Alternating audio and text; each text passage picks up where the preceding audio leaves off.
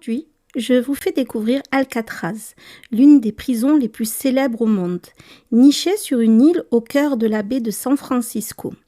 Derrière ces murs de béton, des histoires de criminels notoires, des tentatives d'évasion audacieuse et des fantômes.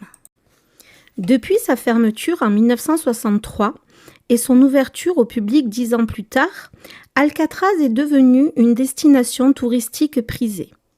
Au-delà des visites guidées et des vues panoramiques, il y a de nombreux récits d'apparitions et de phénomènes inexpliqués. Les gardiens et les visiteurs affirment avoir vu des ombres furtives, entendu des bruits de chaînes et ressenti des présences glaciales. L'un des fantômes les plus connus serait celui du très célèbre Al Capone. Incarcéré ici dans les années 1930, Capone souffrait de syphilis à un stade avancé.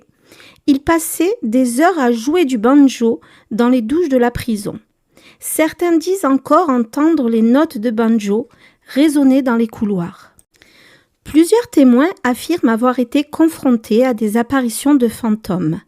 La plupart auraient lieu dans les couloirs principaux de l'ancienne prison, où 3 détenus, Bernard Coy, Joe Ketzer et Marvin Hubbard, furent abattus le 4 mai 1946 alors qu'ils tentaient d'échapper à la vigilance de leurs gardiens et s'évader de la prison. D'autres témoignages parlent de prisonniers comme Robert Stroud, le Birdman of Alcatraz, ou de la fameuse tentative d'évasion de 1962, où Frank Morris et les frères Anglin ont disparu. Leur esprit hanterait-il encore les lieux, cherchant à finir ce qu'ils ont commencé? Pour certains, ce ne sont que des légendes urbaines, pour d'autres, une réalité palpable. Alcatraz reste un mystère, une île où le passé et le présent semblent se chevaucher. Que vous croyez ou non aux fantômes, une visite à Alcatraz vous fera frissonner.